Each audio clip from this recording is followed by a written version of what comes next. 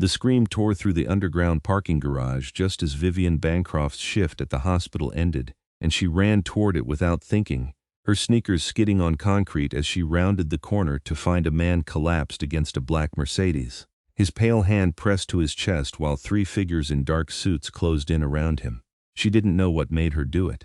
Maybe it was the nurse in her, the instinct to help someone clearly in distress. Maybe it was the way the moonlight caught his face, revealing features so impossibly beautiful they seemed carved from marble. Or maybe it was the terror in his eyes when he looked past his attackers and saw the sky beginning to lighten in the east, dawn creeping up on the horizon like an executioner's blade. Vivienne grabbed the emergency blanket from her car and sprinted forward, shoving past the startled men. "Get away from him," she shouted, though her voice shook. The man on the ground looked up at her with eyes like liquid silver, widening in shock as she threw the blanket over his head and shoulders, then stripped off her own jacket and added it to the covering. "You don't know what you're doing," one of the suited men hissed. His eyes gleamed red in the dim light and Vivienne's breath caught. "Contact lenses," she told herself desperately. "Just theatrical contacts. I know someone's hurt and you're standing there letting him die." She snapped back, crouching beside the covered man. "I'm calling the police." "He's not what you think," another attacker said, his voice cold and smooth. "That creature isn't human. He's an abomination." The man beneath the blanket tensed. Vivienne could feel him trembling, could see the way his fingers clutched at the fabric as if it were the only thing tethering him to life. The sky was getting lighter. She could see the horizon now, a thin line of gold that grew brighter with each passing second. "I don't care what he is," Vivienne said, surprised by the steel in her own voice. "You're not touching him." The attackers exchanged glances. The leader stepped forward, and Vivienne saw the way his lips pulled back to reveal teeth that were definitely not normal. Canines elongated into points that caught the strengthening light. "Move aside, human. This doesn't concern you."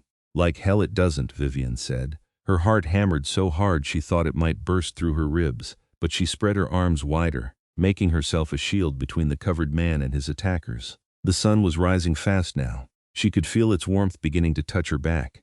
The man beneath the blanket made a sound, something between a gasp and a sob.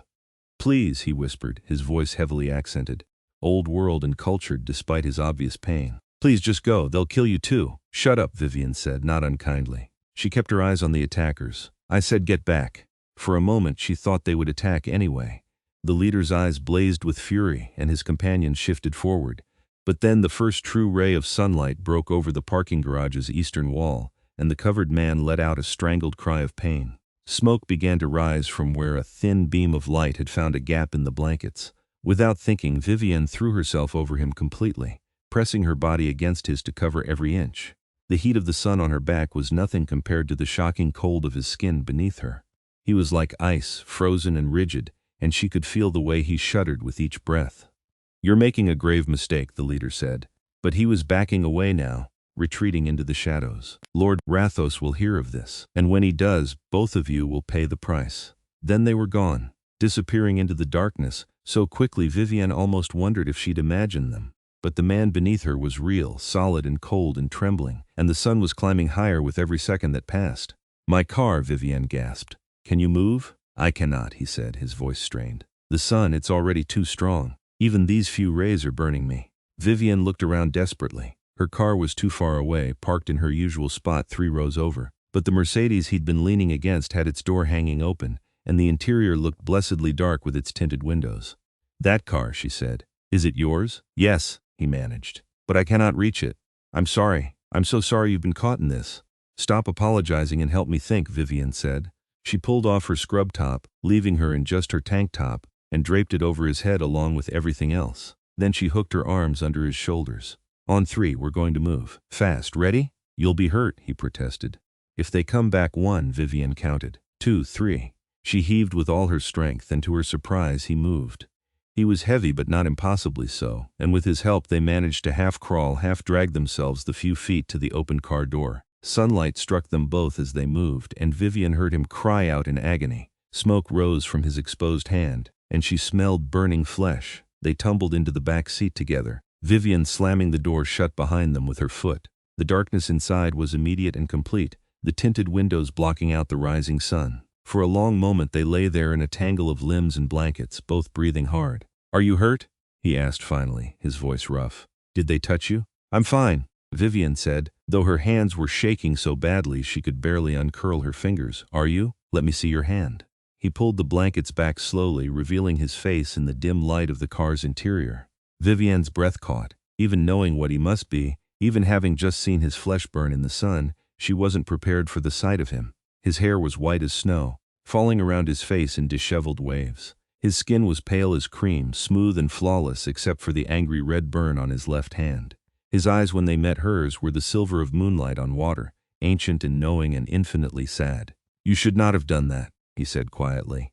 You should have let them finish what they started. Do you have a first aid kit? Vivienne asked, ignoring his words. She was already examining his hand, her nurse's training taking over despite the insanity of the situation. The burn was severe, blistering and angry, but it didn't look as bad as she'd feared. We need to get this cleaned and wrapped. It will heal on its own, he said. I am not as fragile as I appear. You were about to burn alive in the sun, Vivienne pointed out. That's pretty fragile by any definition. A ghost of a smile crossed his lips. Fair enough, he gestured to the glove compartment. There should be supplies there. I keep them for my human staff.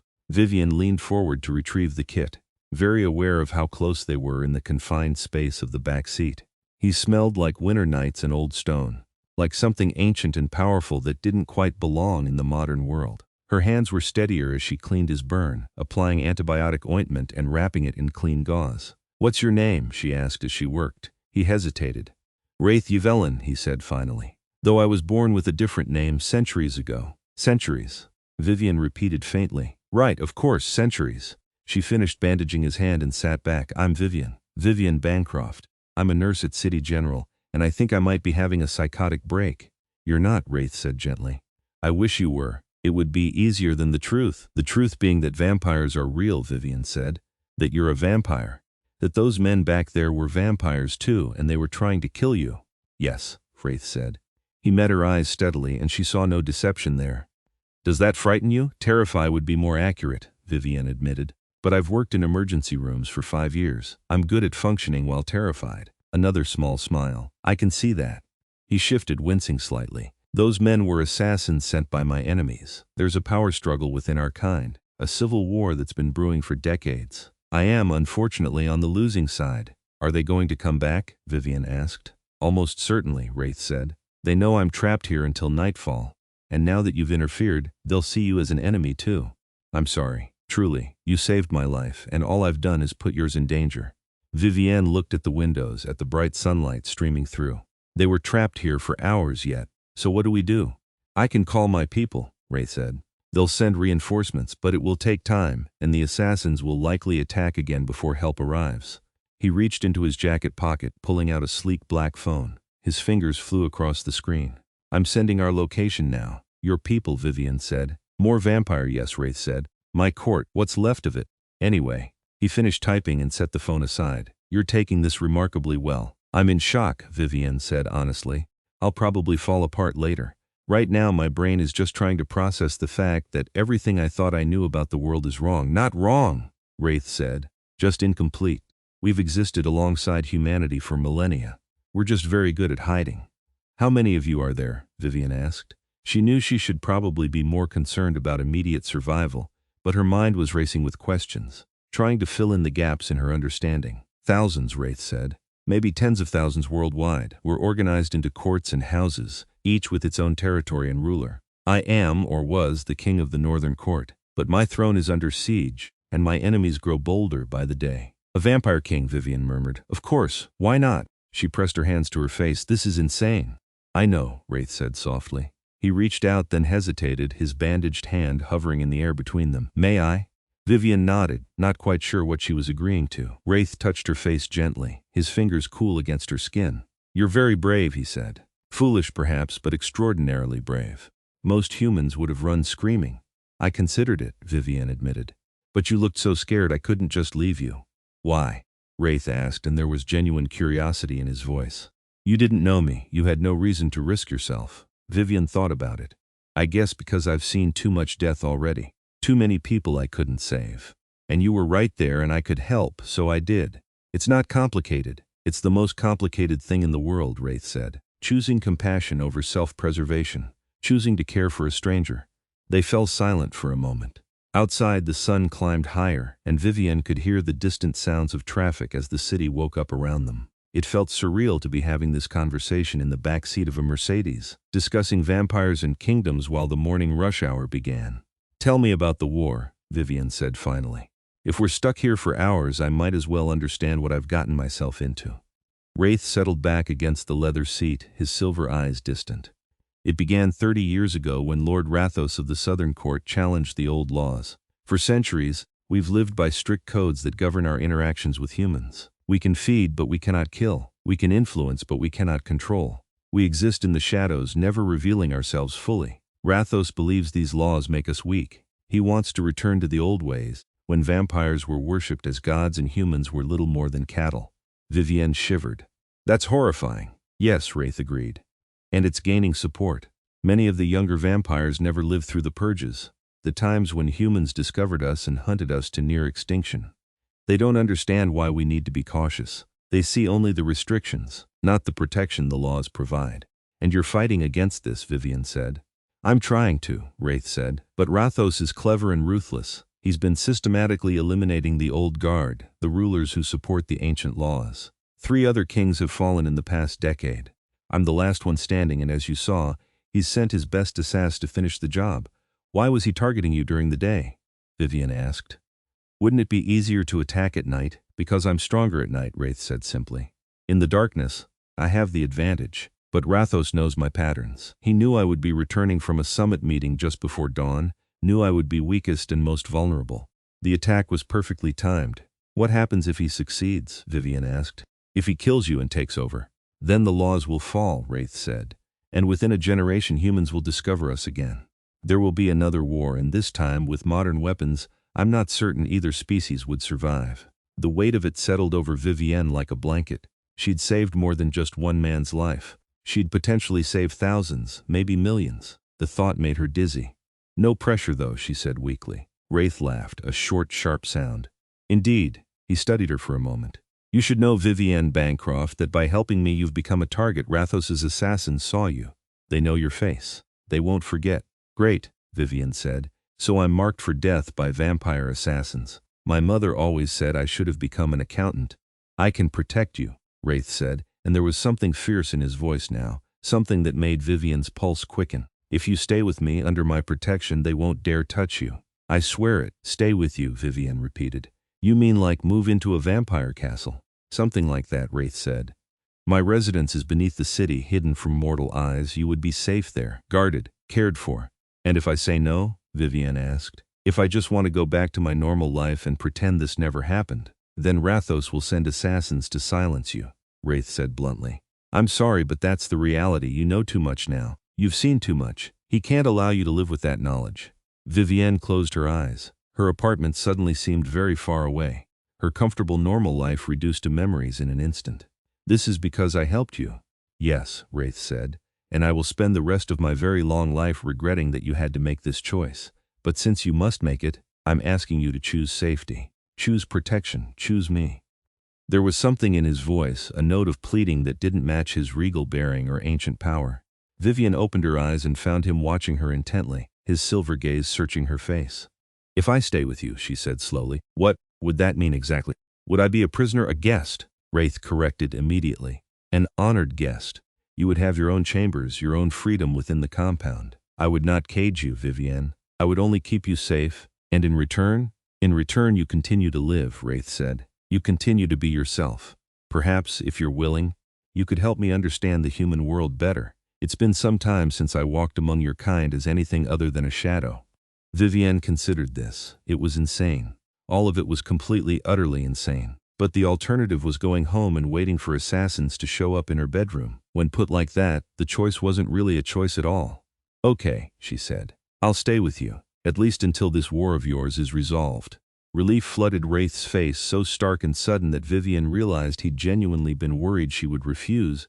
"Thank you," he said. "You won't regret this, I promise." A crash from outside made them both freeze. Vivienne peered through the tinted windows and saw figures moving through the parking garage, searching. The assassins had returned. "They're back," she whispered. Wraith's expression hardened. "Of course they are." He pulled a knife from his jacket, the blade gleaming silver in the dim light. Stay down and stay quiet. No matter what happens, don't open the door. What are you going to do? Vivienne asked. Keep you alive, Wraith said simply. The next few minutes were the longest of Vivienne's life. She crouched in the footwell while Wraith positioned himself between her and the windows, his body tense and ready. The assassins circled the car like sharks, their footsteps echoing in the concrete space. She heard them talking in low voices, discussing strategy. We could flip it, one suggested. Expose him to the sun. Too risky, another replied. The human might be harmed and Rathos wants her alive for questioning. So they did want her specifically. Vivienne's pressed herself smaller, trying not to breathe too loudly. We wait then, the first voice said. Eventually they'll have to come out. But they didn't have to wait long. The sound of screeching tires announced the arrival of reinforcements, and Vivienne heard shouts of alarm from the assassins. Wraith's phone buzzed. My people, he said, relief evident in his voice. We're safe now. The next hour passed in a blur. Wraith's guards, all of them pale and beautiful and terrifyingly efficient, swept through the parking garage and engaged the assassins in combat. Vivienne caught glimpses of the fight through the windows. Supernatural speed and strength on display as the two sides clashed. It was brutal and brief, and when it was over, 3 of the assassins lay dead while the 4th had fled. A woman with long white hair and violet eyes approached the car and knocked gently on the window. My lord, she called. It's safe now. We've brought a transport vehicle with UV protection. Wraith opened the door cautiously, keeping himself in the shadow. Lady Seraphine, he said, your timing is impeccable as always. We came as fast as we could, the woman Seraphine replied. She peered past Wraith to where Vivienne was climbing out of the footwell. And this is the human who saved your life. This is Vivienne Bancroft, Wraith said, and there was a note of pride in his voice that made Vivienne flush. She threw herself over me when the sun rose. She shielded me with her own body. Seraphine's violet eyes widened. Truly? She looked at Vivienne with new respect. Then you are most welcome among us, Vivienne Bancroft. Any who saves our king's life is a friend to the Northern Court. I'm just glad everyone's okay, Vivienne said awkwardly. She was suddenly very aware that she was standing in a parking garage in just her tank top and scrub pants, talking to a group of vampires like it was a normal Tuesday morning. Come, Wraith said, gesturing to a large black van with windows so darkly tinted they looked like solid panels. Let's get you somewhere safe. Somewhere warm and comfortable where you can rest. Vivienne let herself be guided to the van, acutely aware of how out of her depth she was. This wasn't her world. These weren't her people. But when Wraith took her hand to help her into the vehicle, his touch was gentle and his eyes were kind, and she felt something in her chest shift and settle. Maybe it would be okay. Maybe this terrifying new reality could become something she could navigate. And maybe, just maybe, the beautiful vampire king with sad silver eyes was worth all the chaos that had just entered her life. The van's interior was luxurious, all leather seats and dark wood paneling. Wraith settled beside her, maintaining a careful distance, while Seraphine took the front passenger seat. The driver pulled out smoothly and they left the parking garage behind, heading toward whatever came next. Where are we going? Vivienne asked. The Nocturne, Wraith replied. My residence. It's beneath the city, in the old subway tunnels that were abandoned in the 1950s. We've expanded and renovated over the decades. It's quite comfortable, I assure you. An underground vampire lair, Vivienne said. That's not ominous at all. Wraith smiled slightly. I suppose it does sound rather dramatic, but I think you'll find it pleasant. We have electricity, running water, even internet access, all the modern conveniences. Do you have coffee? Vivienne asked. Because I was supposed to go to bed 3 hours ago and I'm running on fumes here. We have anything you could want, Wraith promised, including very good coffee. My assistant is human and she won't work without it. You have a human assistant? Vivienne asked, surprised. Several human staff, actually, Wraith said. Not everyone who works for vampires is one themselves. Some humans know the truth and choose to ally themselves with us. They're well compensated and protected. The drive took about 20 minutes, bringing them to what looked like an abandoned warehouse on the industrial edge of the city. But when the van pulled into the loading bay, Vivienne saw that the back wall was actually a cleverly disguised door. It rolled open to reveal a ramp leading down into darkness. They descended for what felt like several stories. The ramp was lit by subtle LED strips casting everything in a pale blue glow. Then they emerged into an enormous underground space that took Vivienne's breath away. It was beautiful. The old subway tunnels had been transformed into a sprawling complex of corridors and chambers, all done in Gothic elegance. Vaulted ceilings soared overhead, decorated with intricate stonework and hanging chandeliers. The walls were a mix of exposed brick and polished stone, and everywhere there were touches of luxury. Plush carpets, elegant furniture, artwork that looked centuries old. "Welcome to the Nocturne," Wraith said softly. "Welcome to my home." Vivienne stepped out of the van and turned in a slow circle, taking it all in. Vampires moved through the space with purpose, all of them beautiful and pale, all of them moving with that same inhuman grace. Some stopped to stare at her, curiosity evident on their faces. A human here. It was clearly unusual. "This way," Wraith said, offering his arm. Vivienne took it, grateful for the anchor. He led her through a series of corridors, pointing out features as they went. "The main hall is that way, where we hold court and receive petitioners. The residential quarters are this direction. The archives are below us, 3 levels down. We have a library, a training facility, and a garden." "An underground garden?" Vivienne asked. "With special lamps that simulate sunlight," Wraith explained. "My people miss the surface world, even if they can only experience it at night. The garden helps." He brought her to a door made of dark wood carved with intricate patterns. "These will be your chambers," he said, pushing it open. "I hope they're to your liking." The room beyond was spectacular. It was large and airy, despite being underground, with high ceilings and elegant furnishings. There was a sitting area with comfortable chairs arranged around a fireplace, a writing desk by one wall, and through an open doorway Vivienne could see a bedroom with an enormous 4-poster bed. Another door led to what looked like a luxurious bathroom. "This is too much," Vivienne said faintly. "I don't need all this." "You saved my life," Wraith said. "I could give you a palace and it wouldn't be enough to repay that debt." "I don't want repayment," Vivienne said. She turned to face him. "I just want to understand what's happening. I want to know that I made the right choice." Wraith's expression softened. "You did," he said. "I swear to you, Vivienne, you will be safe here, honored here, and if you ever wish to leave, once the danger has passed, I will not stop you." "Thank you," Vivienne said. She meant it. "There are clothes in the wardrobe," Wraith said, "and toiletries in the bathroom.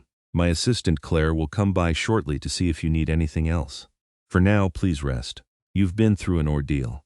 He started to leave, then paused at the door. "Vivienne," he said, "what you did this morning, throwing yourself over me when the sun rose, that was the bravest thing I've witnessed in 3 centuries of existence. I want you to know that." Then he was gone, the door closing softly behind him. Vivienne stood in the middle of her new chambers, trying to process everything that had happened. Just a few hours ago, she'd been finishing a normal night shift. Now she was living in an underground vampire compound, under the protection of an immortal king. Her phone buzzed in her pocket. She pulled it out and saw a dozen missed calls from her supervisor, asking where she was. She was supposed to have called in if she wasn't coming to work tomorrow. Today, Vivienne corrected herself. She was supposed to call in if she wasn't coming in today. Time felt strange down here, with no sun to mark its passage. She texted back a quick excuse about a family emergency and turned off her phone. She'd figure out what to tell people later. Right now, she needed to process. And maybe sleep. Yes, definitely sleep. The bedroom was as luxurious as the rest of the chambers, the bed piled high with soft pillows and thick blankets. Vivienne kicked off her shoes and collapsed onto it, still wearing her scrubs. She should shower, she should change, she should do 100 things. But exhaustion pulled at her like a tide, and within minutes she was asleep. She dreamed of silver eyes and cold hands, of sunlight and shadows, of a beautiful face that looked both ancient and ageless. When she woke, disoriented, she had no idea how long she'd been out. There was a clock on the bedside table that read 4:47, but whether that was AM or PM she couldn't tell. A soft knock on the door made her sit up. "Come in," she called, her voice rough with sleep. A woman entered, human from the warmth of her complexion and the ordinary brown of her eyes. She was perhaps 40, with dark hair pulled back in a neat bun and a kind smile. "Mrs. Bancroft," she said. "I'm Claire, Lord Wraith's assistant. I hope I didn't wake you." "What time is it?" Vivienne asked. 4:47 in the afternoon, Claire said. "You've slept about 6 hours. His lordship asked me to check on you and see if you needed anything." "Coffee," Vivienne said immediately. "And maybe some food? I can't remember the last time I ate." "Of course," Claire said. "I'll have a meal brought up immediately. In the meantime, I've taken the liberty of preparing some things for you." She gestured to a tray on the sitting room table. "Fresh coffee, just brewed, cream and sugar on the side." Vivienne practically ran to the sitting room. The coffee was hot and strong and exactly what she needed. She wrapped her hands around the mug and breathed in the steam. "Thank you," she said fervently. "Thank you so much." Claire smiled. "I remember my first day here," she said. "It's overwhelming. But you'll adjust. Everyone does." "How long have you worked here?" Vivienne asked. 12 years, Claire said. "I was hired fresh out of college as Lord Wraith's secretary. I've been with him ever since. And you know, Vivienne said. About what they are.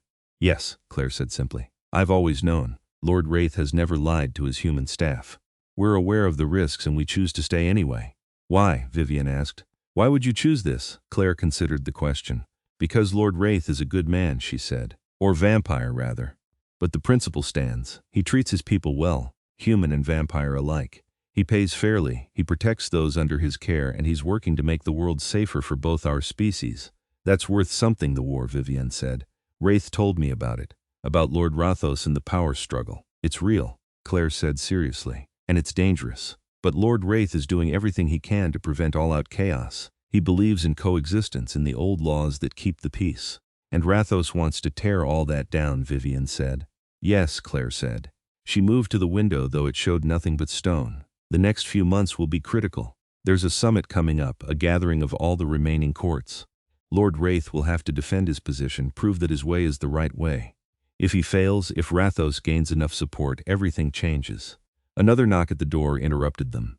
2 staff members, both human, entered with trays of food. They laid out a spread on the sitting room table. Fresh bread, cheese, fruit, pasta with vegetables, and what looked like an excellent steak.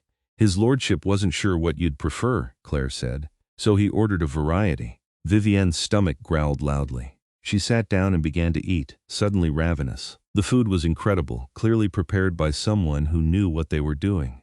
There's a chef on staff, she asked between bites. 2, Claire said. One for the human staff, one who used to be human and knows what we like. Lord Wraith is very particular about making sure everyone is well cared for. Vivienne was starting to get a picture of the man, the vampire, she'd saved. He was powerful, clearly, and ancient. But he was also thoughtful, considerate of those under his protection. It matched the gentleness she'd seen in his eyes, the careful way he'd touched her face in the car. Can I meet him? Vivienne asked. I have questions. So many questions. He's in council right now, Claire said. But he asked me to tell you that he'd like to have dinner with you this evening. Well, he won't eat, obviously, but he'd like to keep you company while you do. If you're willing. Yes, Vivienne said.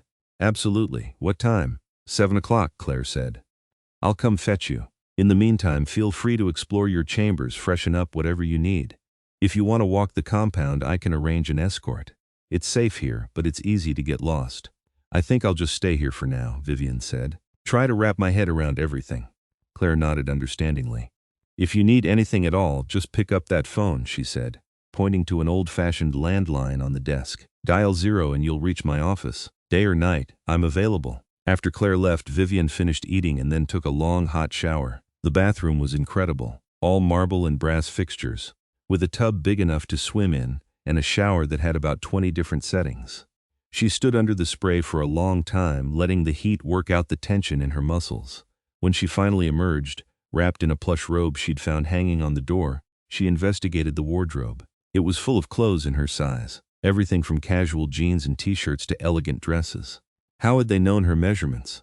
Then she remembered the way Wraith had looked at her in the car, the ancient intelligence in his eyes. He'd probably assessed her size in seconds. She chose a simple outfit, black pants and a deep blue sweater. Comfortable but presentable. She dried her hair and was attempting to tame it when another knock sounded. Claire again, right on time. Lord Wraith is waiting in his private dining room, she said. If you're ready. Vivienne followed Claire through the winding corridors, trying to memorize the route. They passed other vampires, all of whom stared at her with open curiosity. One, a young man with white hair and gold eyes, actually stopped and bowed slightly as she passed. Word has spread about what you did, Claire said quietly. Saving Lord Wraith's life. You're something of a celebrity here. That's embarrassing, Vivienne muttered. It's impressive, Claire corrected. Not many humans would have the courage. They arrived at a set of double doors. Claire knocked once, then pushed them open. Mrs. Bancroft, my lord. The room beyond was intimate and elegant, with a small table set for one. Candles burned in silver holders, casting warm light over everything, and standing by the window, hands clasped behind his back, was Wraith. He'd changed clothes since the morning, trading his blood-stained jacket for a black shirt and tailored pants. His white hair was pulled back at the nape of his neck, revealing the sharp angles of his face. When he turned to look at her, his silver eyes caught the candlelight and seemed to glow. Vivienne, he said and smiled. Thank you for joining me. Thank you for inviting me, Vivienne said. She felt suddenly nervous, though she couldn't have said why. Maybe it was the formal setting, or the way Wraith was looking at her, his gaze intense and searching. Please sit, Wraith said, pulling out a chair for her. I hope you're feeling more rested. I am, Vivienne said as she sat. Thank you. And thank you for the clothes and the food and everything else. This is all very generous. It's the least I can do, Wraith said. He took the seat across from her, moving with that preternatural grace that marked him as other. You saved my life, Vivienne. There's no repayment for that, but I can at least make sure you're comfortable. A staff member, human, brought out the first course. A delicate soup that smelled amazing. Wraith watched as Vivienne tasted it, and she saw satisfaction cross his face when she smiled in appreciation. This is incredible, she said. I'll pass your compliments to the chef, Wraith said. He'll be pleased. It's not often he gets to cook for someone new. They fell into an easy conversation as the meal progressed. Wraith asked about her work at the hospital, and Vivienne found herself telling him about her patients, the challenges of nursing, the satisfaction of helping people heal. He listened with genuine interest, asking insightful questions, and Vivienne realized she was enjoying herself. What about you? She asked finally. Claire mentioned a summit coming up. That you have to defend your position. Wraith's expression grew more serious. Yes, he said. In 3 weeks, all the remaining courts will gather for a formal conclave. It's a rare event only called in times of great crisis. Rathos will be there and he'll argue for his vision of our future. I'll have to present the case for maintaining the old laws. And if you lose, Vivienne asked. Then war becomes inevitable, Wraith said quietly. The courts will fracture, vampire will fight vampire, and eventually humans will be drawn in. It will be catastrophic. No pressure, Vivienne said, echoing her words from the car. Wraith's lips quirked. Indeed, he said. But I've been preparing for this for years. I have allies, supporters who believe as I do, and I have right on my side. That has to count for something. I hope it does, Vivienne said. She meant it. In just one day, she'd seen enough to know that Wraith was the good guy in this scenario. He was fighting to protect both humans and vampires, to preserve a peace that had lasted for generations. Tell me something, Wraith said, leaning forward slightly. This morning, in the parking garage, you didn't hesitate. You didn't think, you just acted. Why? Vivienne considered the question. I told you before, I saw someone who needed help. But you must have known it was dangerous, Wraith pressed. You must have sensed that something was wrong, that those men weren't normal. I knew, Vivienne admitted. Or at least part of me knew. But I couldn't just walk away. I'm a nurse. Helping people is what I do. It's who I am. You're extraordinary, Wraith said softly. His silver eyes held hers, and Vivienne felt her breath catch. I've lived for 3 centuries, Vivienne. I've met thousands of humans. But I've never met anyone quite like you. You're just saying that because I saved your life, Vivienne said, trying to lighten the mood. Her heart was beating too fast. I'm saying it because it's true, Wraith replied. He reached across the table and very carefully took her hand in his. His touch was cool but not unpleasant, his fingers gentle. You have courage and compassion in equal measure. That's rare, precious. Vivienne looked down at their joined hands. This was insane. She'd known this man, this vampire, for less than a day. But there was something between them, some connection that had formed the moment their eyes met in that parking garage. She felt it like a physical thing, a pull that drew her toward him. I'm glad I was there, she said quietly. I'm glad I could help you. So am I, Wraith said. Though I wish the circumstances were different, I wish I could have met you in some normal way without danger or threats. You deserve better than to be dragged into a war. Maybe, Vivienne said. But this is what happened, and I'm choosing to be here, Wraith. I'm choosing to help if I can. How? Wraith asked. How can you help? Vivienne thought about it. I don't know yet, she admitted. But I'm smart and I'm resourceful and I understand people. Human people, at least. Maybe I can offer perspective or advice. Maybe I can help you make your case at the summit. You want to come to the summit? Wraith asked, surprised. If you'll let me, Vivienne said. I want to understand this world I've stumbled into, and I want to support you if I can. Wraith was quiet for a long moment. Then he squeezed her hand gently. I would be honored to have you there, he said. But you should know it will be dangerous. Rathos will have his supporters there and they won't be happy to see a human in attendance. I'm not afraid, Vivienne said. It wasn't entirely true, but it was true enough. Then yes, Wraith said. Please come, stand with me. I think your presence might make all the difference. They finished dinner talking about lighter things, books they'd read, places they'd traveled, the strange quirks of modern technology. Wraith was surprisingly well versed in contemporary culture, and Vivienne found herself laughing at his wry observations about social media and smartphones. I've been alive for 300 years, he said at one point, and I still don't understand why humans feel the need to document every meal they eat. It's weird, I agree, Vivienne said, but it's also kind of sweet in a way. People wanting to share little moments of joy with each other. I suppose, Wraith said. Though I'll never understand the appeal of something called an influencer. When dinner finally ended, Wraith walked Vivienne back to her chambers. They moved slowly through the corridors, neither quite ready to say good night. Tomorrow, Wraith said, I'd like to show you around properly, the library, the gardens, the training facilities. I want you to feel at home here. I'd like that, Vivienne said. They'd reached her door. She turned to face him. Thank you for tonight. For the dinner, for the conversation. It helped, I'm glad, Wraith said. He reached up and brushed a strand of hair from her face, his touch feather light. Sleep well, Vivienne. You're safe here. I promise. Good night, Wraith, Vivienne said. She watched him walk away, his white hair gleaming in the corridor lights before slipping into her chambers. Once inside, she leaned against the door and pressed a hand to her chest. Her heart was racing again, but not from fear this time. This was dangerous in a completely different way. She was falling for him. For a vampire king, an immortal creature who lived in a world of politics and power struggles and ancient laws. It was absurd, it was impossible. But as Vivienne got ready for bed, she couldn't stop thinking about his smile, his gentle touch, the way his eyes lit up when he talked about the things he cared about. She was in trouble. Deep, complicated, wonderful trouble. The next 3 weeks passed in a strange kind of dream. Vivienne settled into life at the Nocturne, learning its rhythms and routines. She explored the compound with Wraith as her guide, marveling at the library with its thousands of ancient texts, the gardens with their artificial sunlight where flowers bloomed in impossible profusion, the training facilities where vampire warriors practiced with weapons both modern and medieval. She met the members of Wraith's court, each one unique and fascinating. Lady Seraphine, who had been the first to greet them at the parking garage, became something of a friend. She was ancient even by vampire standards, nearly 500 years old, and she had stories that kept Vivienne enthralled for hours. Lord Wraith is special among our kind, Seraphine told her one evening over tea.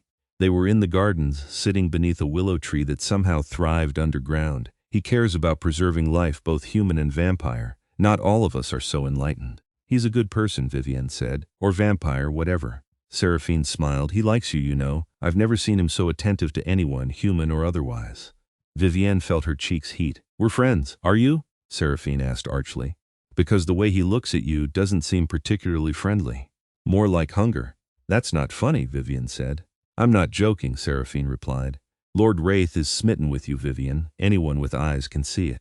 Vivienne didn't know what to do with that information. It was true that she and Wraith spent most of their time together. He showed her his favorite places in the compound, taught her the basics of vampire politics and history, shared his concerns about the upcoming summit. They talked for hours about everything and nothing, and Vivienne found herself looking forward to their meetings with an eagerness that was both thrilling and terrifying. But Wraith never pushed for more than friendship. He was always respectful, always careful to maintain a proper distance. Even when Vivienne caught him watching her with those intense silver eyes, he never acted on whatever he might be feeling. It was driving her crazy. The summit was scheduled to take place in neutral territory, an ancient castle in the mountains, far from any human settlement.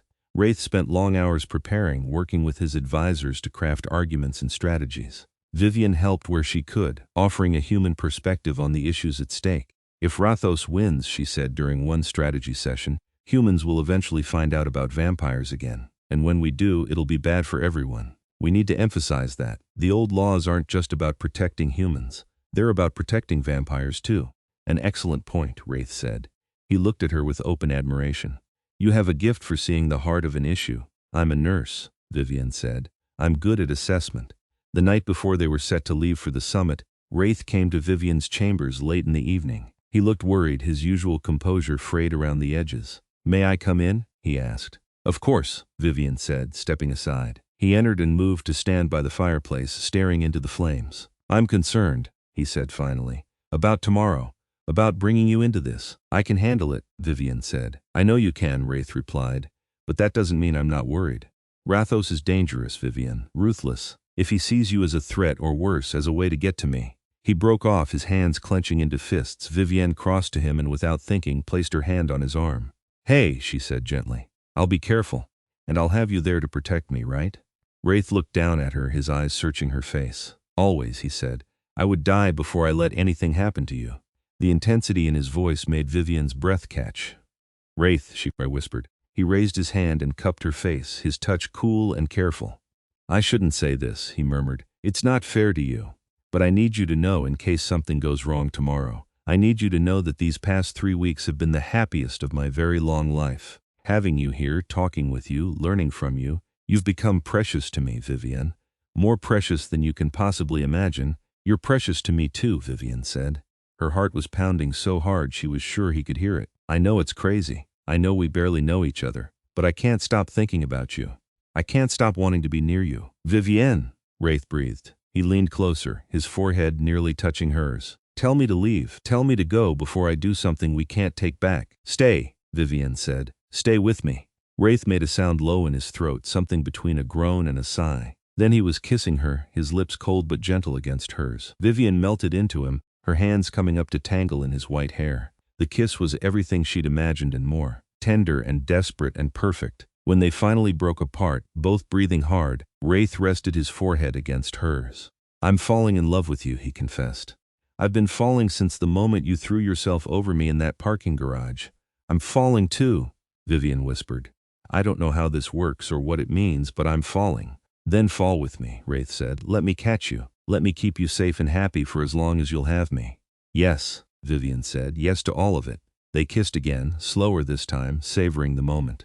Wraith held her like she was something precious and fragile, and Vivienne felt cherished in a way she never had before. "Tomorrow," Wraith said eventually, pulling back with obvious reluctance. "After the summit, we'll figure this out properly. We'll talk about what this means, what we want, but tonight I just need you to know that you're not alone in this. Whatever happens, I'm with you."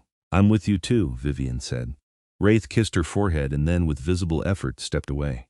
"I should go," he said, "before I lose what little self-control I have left, but I'll see you in the morning. We leave at dusk." After he left, Vivienne touched her lips, still tingling from his kisses. Everything was moving so fast, but it felt right.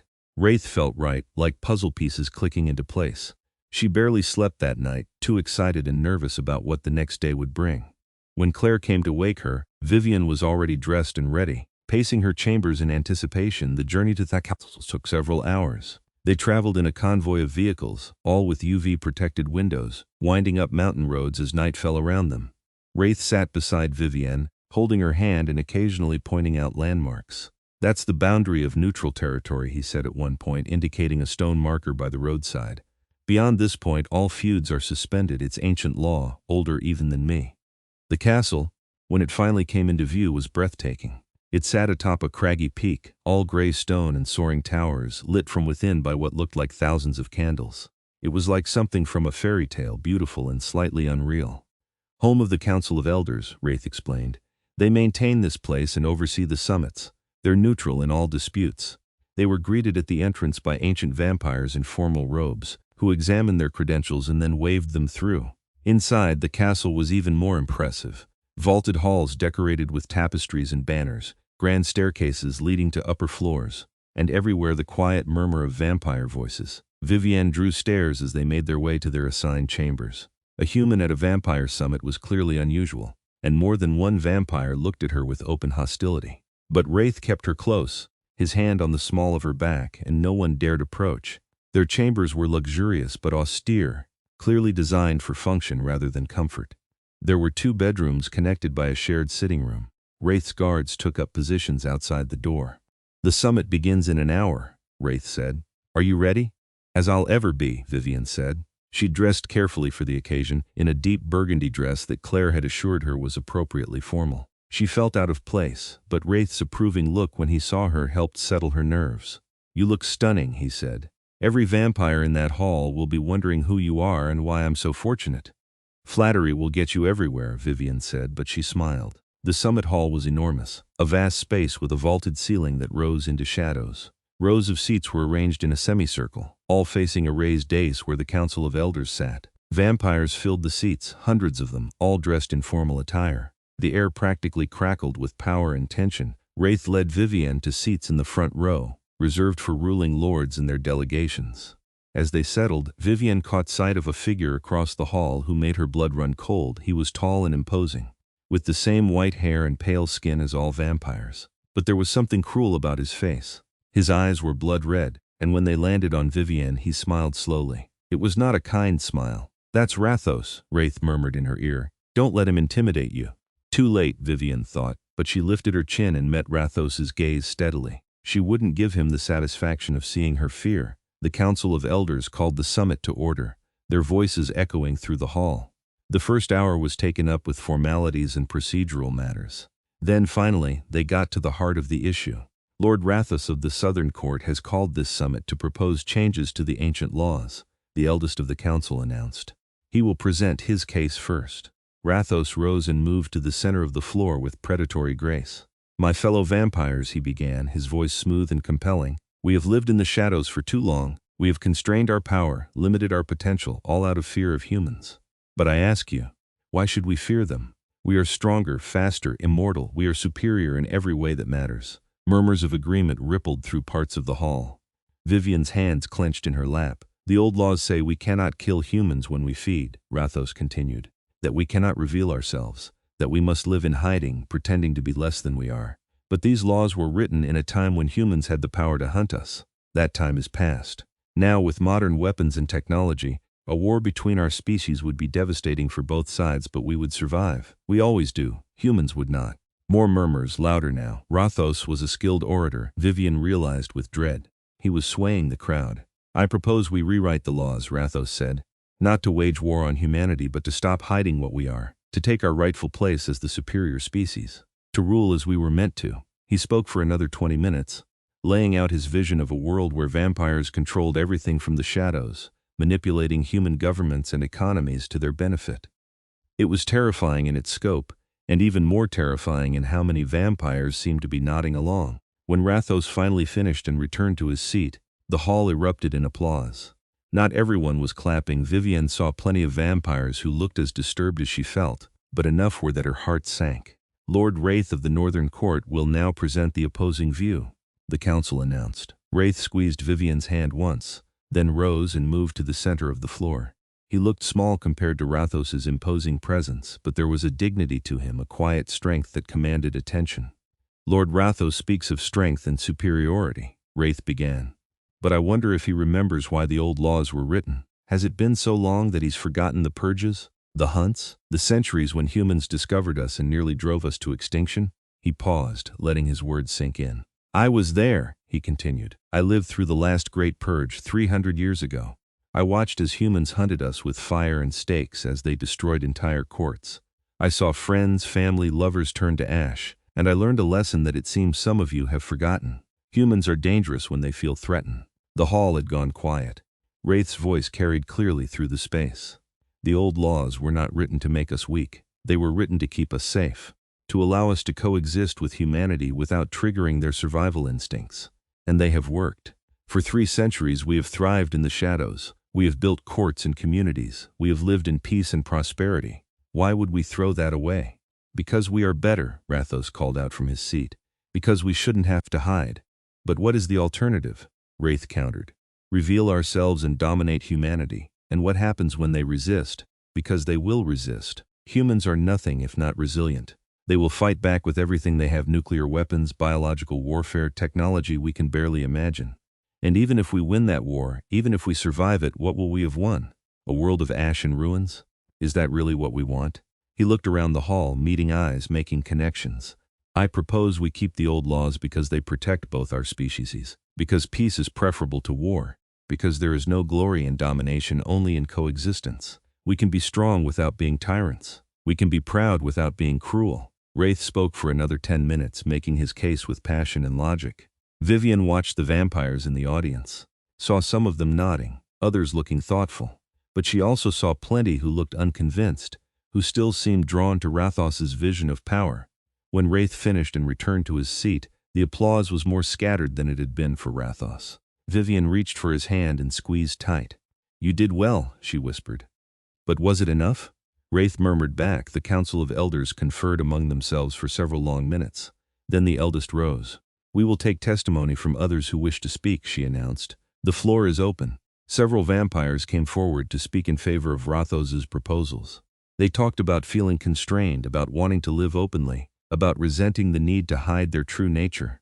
One young vampire, who couldn't have been more than a century old, spoke passionately about wanting to be free of the old ways. Then Lady Seraphine stood. She moved to the center of the floor with the grace of her considerable age.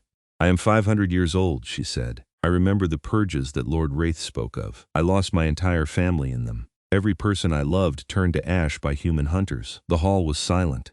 "I do not say this to garner sympathy," Seraphine continued. "I say it so you understand that I know the cost of revelation.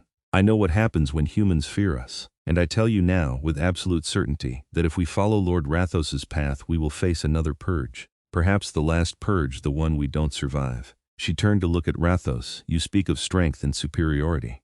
But you are young, barely 3 centuries old. You did not live through the worst of it. You do not understand what you are proposing."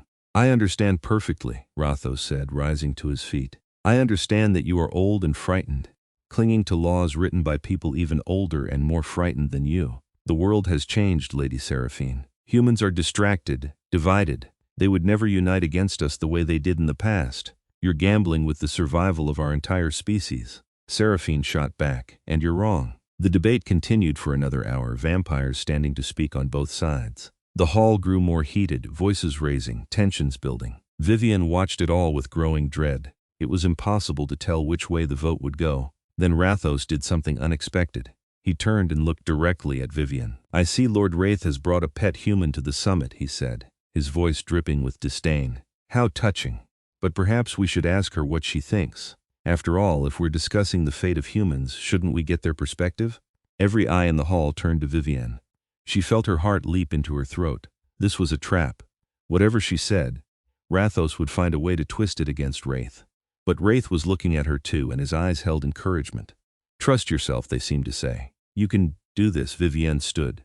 Her legs felt like water, but she made them carry her to the center of the floor. She looked around at the sea of pale faces, at the hundreds of vampires watching her with expressions ranging from curiosity to hostility. "My name is Vivienne Bancroft," she said, and was pleased to hear her voice came out steady. "I'm a nurse. I'm nobody special, just a regular human trying to live my life. 3 weeks ago I didn't know vampires existed. And now I'm standing here, asking you to think about what Lord Rathos is proposing." She took a breath. "He's right that humans are distracted and divided. We have our own problems, our own conflicts. But there's one thing that unites us faster than anything else, a common enemy. If you reveal yourselves, if you try to dominate us, you will become that enemy. Every human government, every military, every citizen will focus on stopping you. We will turn our technology, our weapons, our entire capacity for violence toward eliminating the threat you represent." The hall was absolutely silent now. Vivienne continued, "You're stronger and faster than us. You're immortal, but there are billions of us and thousands of you. And we have weapons that can destroy entire cities in seconds. Is that really a war you want to fight?" "We would win," Rathos said coldly. "Maybe," Vivienne agreed. "But at what cost? How many of you would die? How much of the world would be destroyed? And even if you won, what kind of existence would you have? Ruling over a species that hates and fears you, that will never stop trying to overthrow you? Is that really the life you want?" She turned slowly, meeting as many eyes as she could. "Lord Wraith is offering you a different way. Peace. Coexistence. A chance to thrive without triggering a war that could destroy both our species. That seems like the smarter choice to me." "You're biased," Rathos sneered. "You're his pet, his plaything. Of course you support him." "I support him because he's right," Vivienne said firmly. "And because I've seen in the past 3 weeks what he's fighting for. He doesn't want power, he wants peace. He doesn't want to dominate, he wants to protect. That's the kind of leader worth following." She walked back to her seat, her heart pounding. Wraith reached for her hand as she sat down, threading his fingers through hers. "That was perfect," he whispered. "Thank you." The Council of Elders called for a recess to deliberate. The hall emptied as vampires moved to side chambers to discuss what they'd heard. Wraith led Vivienne out into a quiet corridor, away from the crowds. "You were incredible," he said, pulling her into his arms. "The way you stood up there, the way you spoke. You may have just changed the course of history, or doomed us all," Vivienne said, but she was smiling. "Rathos looked ready to kill me." "He won't touch you," Wraith said fiercely. "I'll die before I let him hurt you." "Don't talk like that," Vivienne said. "No one's dying. We're going to get through this, and then we're going to have that talk you mentioned. About what this is between us." "I know what it is," Wraith said. He cupped her face in his hands. "I'm in love with you, Vivienne. Completely, utterly in love. I know it's fast. I know it's complicated, but it's true." "I love you too," Vivienne said. The words felt right, natural. I don't care that you're a vampire. I don't care about the complications. I just care about you. Wraith kissed her then, deep and passionate, pouring everything he felt into the contact. Vivienne kissed him back just as fervently, her hands tangling in his white hair. They were so lost in each other that they didn't hear the footsteps approaching until it was too late. How touching, a cold voice said. They sprang apart to find Rathos standing a few feet away, flanked by two large vampires who were clearly guards. His red eyes gleamed with malicious amusement. Lord Rathos, Wraith said, moving to put himself between the other vampire and Vivienne. You're breaking protocol by approaching us outside the summit hall. Protocol, Rathos scoffed. I'm challenging protocol itself, or haven't you been paying attention? He looked past Wraith to Vivienne. I underestimated you, human. You're more than just a pet. You're a weapon he's using against me. She's not a weapon, Wraith said dangerously. She's a person, and you will not threaten her. Or what?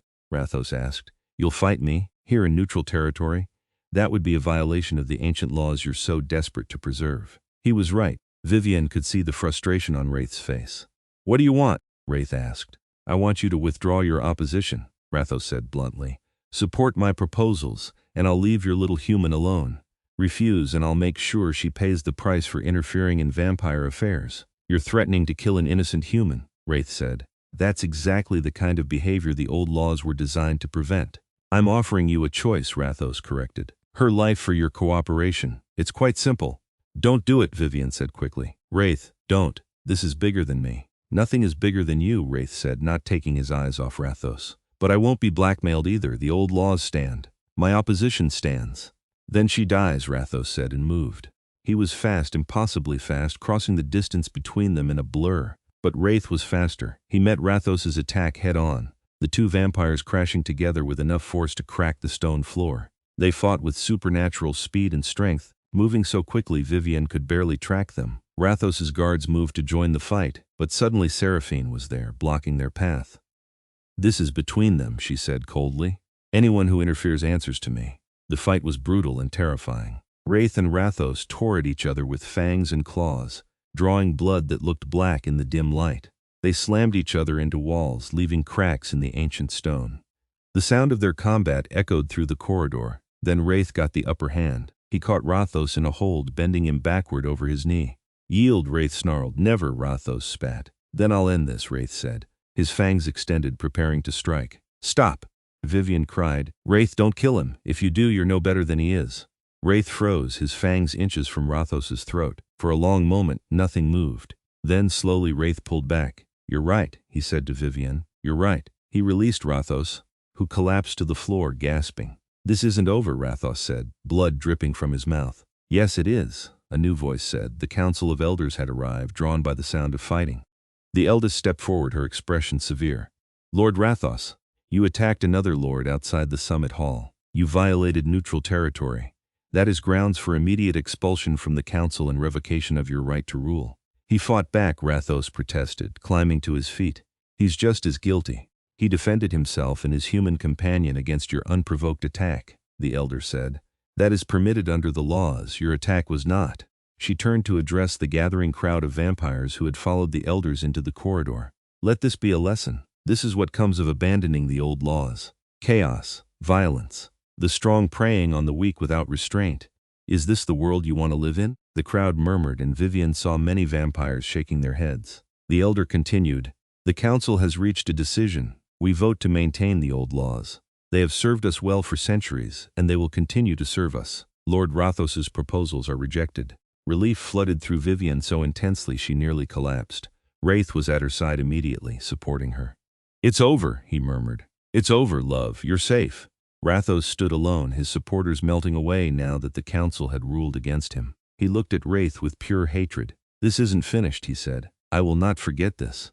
See that you remember the laws while you're remembering your grudge, the elder said sharply. Any further violations and you will face permanent exile.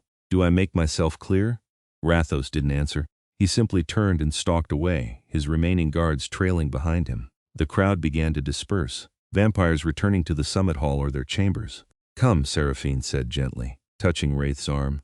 Let's get you both cleaned up. You're bleeding, it was true. Wraith's face and hands were covered in cuts from the fight, slowly healing but still visible.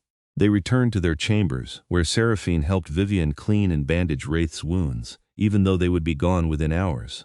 "You did well," Seraphine said to both of them. "Both of you. You made the right choices tonight." After she left, Wraith and Vivienne sat together on the sofa in their sitting room. Wraith pulled Vivienne close, wrapping his arms around her. "I'm sorry," he said. "I'm sorry you had to see that violence. I'm sorry I almost killed him." "You didn't though," Vivienne said. "That's what matters. You chose mercy when you could have chosen revenge." "Because of you," Wraith said. He tilted her face up to look at him. "You make me better, Vivienne. You make me want to be the man, the vampire, you see when you look at me." "You already are that person," Vivienne said. "You always were. I just helped you remember." They kissed, soft and sweet, a promise and a celebration. When they finally pulled apart, Wraith rested his forehead against hers. "Come home with me," he said. "Not back to the Nocturne, though we'll go there too. I mean really home. Let me show you the world I come from. Let me court you properly, the way you deserve." "I have a job," Vivienne said. "Patients who need me." "Take a leave of absence," Wraith suggested. "A month, maybe 2. Let me show you what being with me really means. And then if you still want this, if you still want me, we'll figure out how to make it work. Your job, your life, your friends. We'll find a way to balance it all. And if I do this," Vivienne said slowly, "if I take this leap with you, where does it lead? I'm human, Wraith. I'm going to age and die while you stay the same." "There are ways," Wraith said carefully. "If you wanted, if you chose it freely, you could become like me. You could be immortal too. But that's a choice only you can make, and not one you need to make now.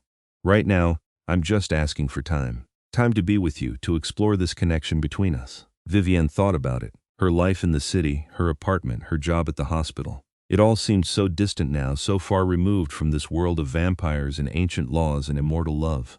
But it was still her life, still important. "1 month," she said finally. "Give me 1 month to explore this, to see if I can really live in your world. And then we'll make decisions about the future."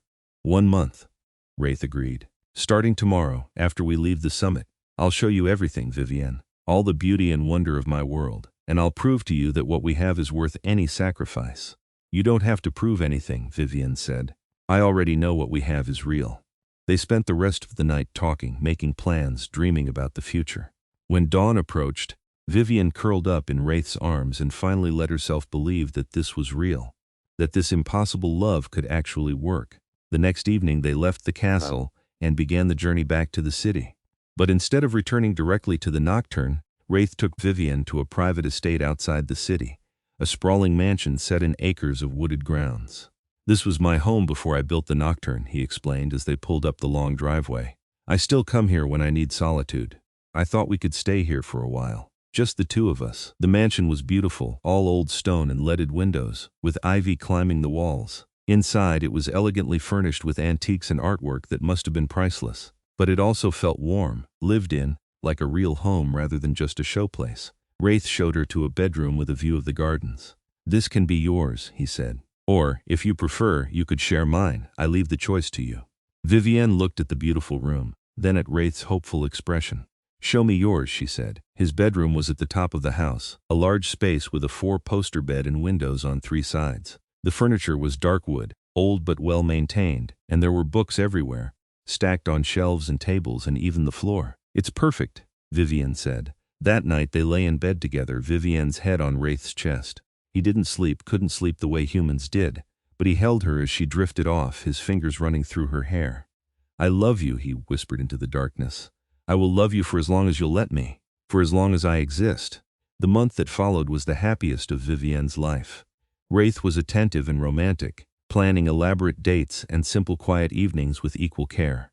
He took her to vampire gatherings where she met others of his kind, many of whom were surprisingly welcoming. He showed her the secret places where vampires had lived for centuries, hidden beneath cities and in remote wilderness. He taught her about vampire culture and history, showing her ancient texts and artifacts. He introduced her to art and music and literature from across the centuries, sharing the things he loved with genuine enthusiasm. And he loved her. That was the most amazing part. He loved her with a depth and devotion that took her breath away. He was attentive to her needs, considerate of her feelings, respectful of her boundaries.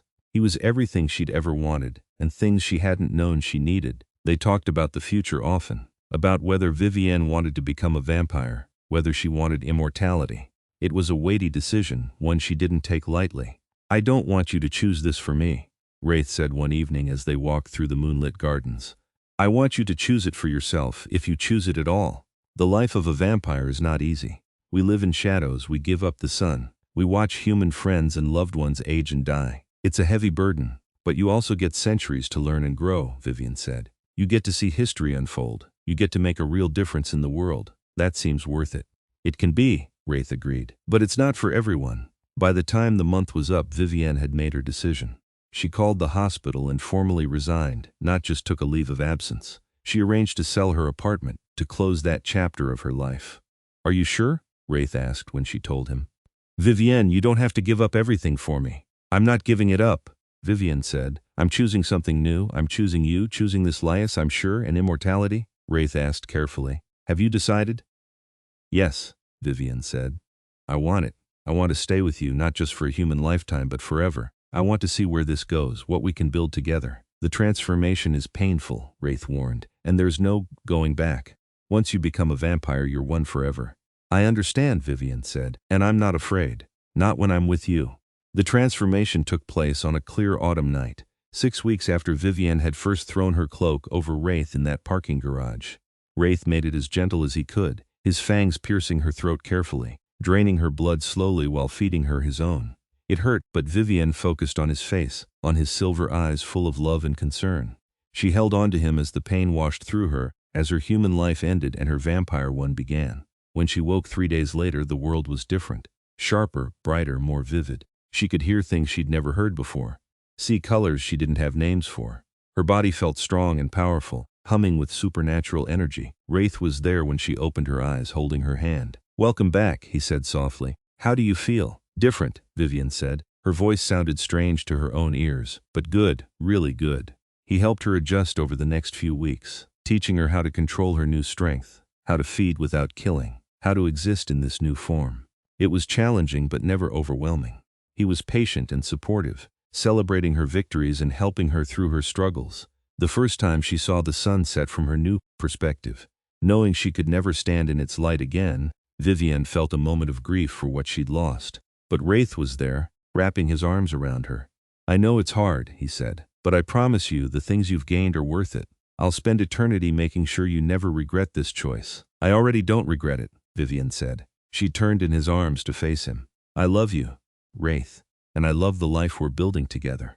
I love you too, he said, my brave, compassionate, extraordinary Vivienne. Thank you for choosing me. Thank you for choosing this. 6 months after the summit, the vampire world had settled into a new equilibrium. Rathos had been stripped of much of his power, many of his supporters defecting to courts that supported the old laws. The peace held, uneasy but real. Wraith and Vivienne worked together to strengthen the bonds between humans and vampires, carefully expanding the number of humans who knew the truth. They created programs to help vampires integrate better into modern society, to understand human culture and concerns. It was slow, delicate work, but it was important, and through it all their love deepened and grew. They were partners in every sense, working together, living together, building a future together.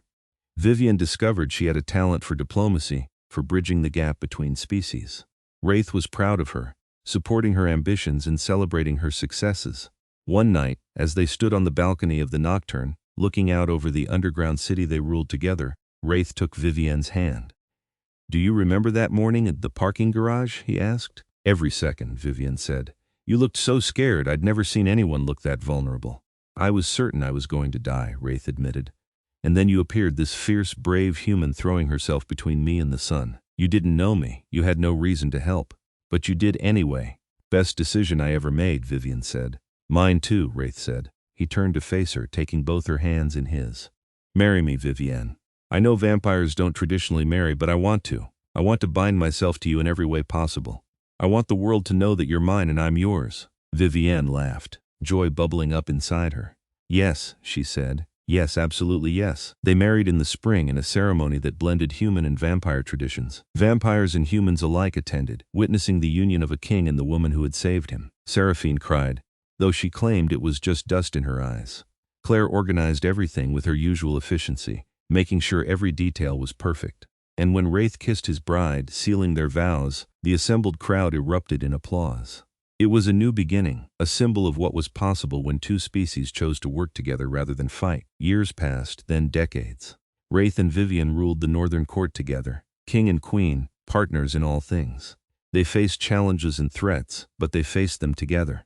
Their love never wavered, never dimmed. If anything, it grew stronger with each passing year. They became legends among both vampires and the growing number of humans who knew the truth. The human queen who had thrown herself in front of the sun to save her king. The vampire king who had chosen peace over war, mercy over revenge. Their story was told and retold, becoming the stuff of modern myth.